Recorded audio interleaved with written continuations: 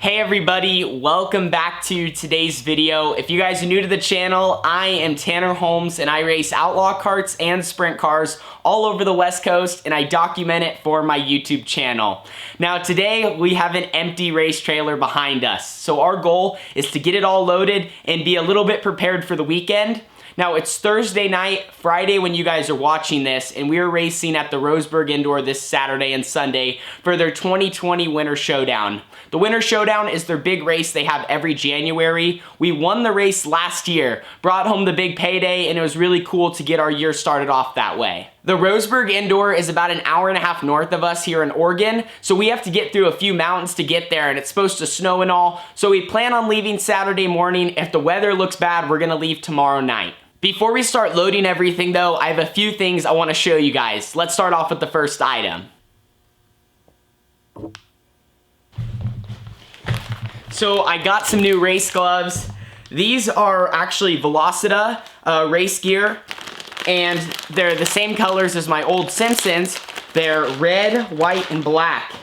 I've never had Velocita gloves before, but I'm excited to try them out. They look like they got some good grip on them. I'm gonna be wearing them this weekend. Now, especially having white gloves, they obviously get dirty very, very quickly, but just racing a lot each year, you have to get a new set of gloves every single year because at least I've had bad experiences. I get holes in them really easily or they rip or tear. Here's my old Simpson white gloves. Kind of hard to tell that they were white, almost look gray, but in this hand, I mean, they got torn apart. There's a look at a few of the holes on it. And then the other hand has a little hole there. Nothing too crazy or anything, but just obviously it was about time to get some new racing gloves. After I run these things a few weeks, I'll give you guys an update on how they feel. I know every brand is obviously a little bit different. Right out of the box though, the material, the grip, that all feels good. Now it's just really time to test them out on the racetrack. Now though, I want to show you guys item number 2.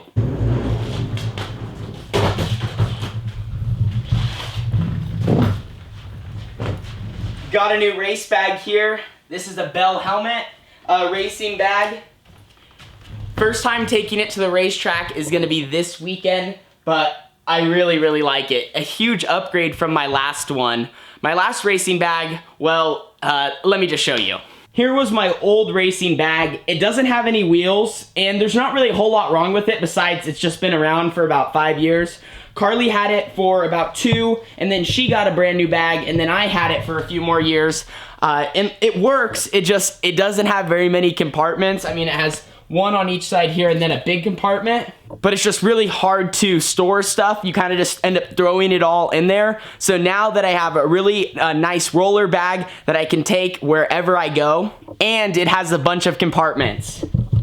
1, 2, 3, 4, 5, 6, 7. Also, it's not too big. It's right in the middle. It's a good medium-sized bag that if in the future, if I do any traveling, if I have to take it on a plane, or just transporting it in the trailer, it's a great size. So those were the 2 items that I really wanted to show you guys. I got a new racing bag and I got some new racing gloves for 2020. Now, if you want to get some new racing gear yourself and you're not sure where to go or where to look, make sure you guys check out Pitstop USA in the description below. They are a distributor here on the West Coast, and you can go to their website, pitstopusa.com, and get all race gear in any brand you're looking for. K1, Simpson, Velocita, Bell, you name it, they have it. And if you're looking for suit, shoes, helmet, or any racing gear to upgrade and be safe on the track, check them out for good affordable prices and tons of deals all the times. Link is in the description below.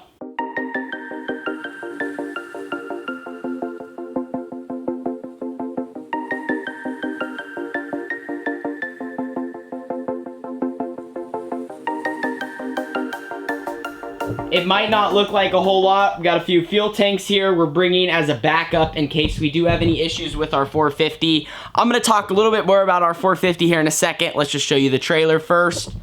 Got our merchandise here. Merchandise, merchandise, merchandise. Toolbox. All the tires we're gonna need for this weekend since it is a 2-day show. The heater because it's gonna be really cold. A light. My gear bag. Carly's gear bag. Our generator, air tank, and trash can. Besides everything that's already in the trailer now, all we gotta add are the 2 outlaw carts and the stand once those are done. Let's go see where my dad's at on Carly's cart.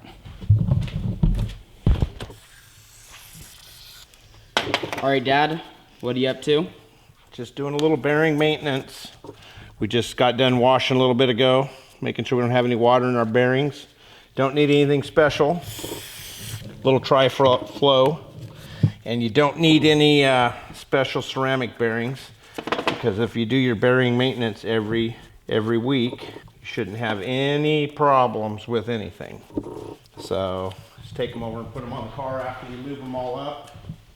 It's always good to put a little anti-seize on your spindle. That way, if your bearings ever do seize, it won't burn up your shaft. So make sure it frees nice and easy when it spins. All the way in, back about a quarter. Then you're good to go. That one. So Carly's car is all greased up. Now we just got to throw the wheels and tires on it, also throw the wing and tail, and then we can load her car and mine over there. Ed Boyd, Carly's crew chief, is gonna bring up her other car down from Truck Shop Motors in Red Bluff so she can run double duty, run the 250 and the open class, and have a chance at 2 A main event wins this weekend. All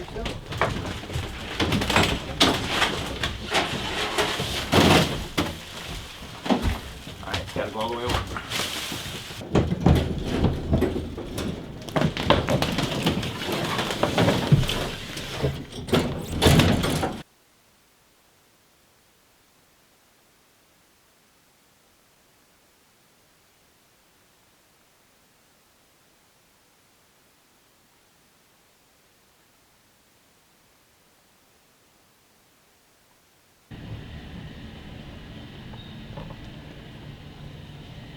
Here is what we think the issue is. So this is the power commander for my 450 KTM engine. And remember how I keep talking about how it's cutting out down the straightaway? Like, it's really hard to describe, but it's not wanting to go. Well, this is the power commander, and check it out right here. You see that crack right there? And then also, this thing is bent. So at some point or another, it sits like this on the motor. At some point or another, it got hit, or rock hit it, or something on the bottom. And that's why we think we've been pretty much just losing power down the straightaway. So it's been shorting out on us. I do want to thank everyone down at our local KTM, OMA KTM. They were one of my sponsors on the sprint car, and they've helped us out with our Outlaw kart for years. They spent about 5 or 6 hours just trying to figure it out. They found that issue, and we ordered another power commander, slapped it on it, and I did a few laps back through. They have an RV park kind of behind their little dealership, and I did a few test runs. I'll play some clips.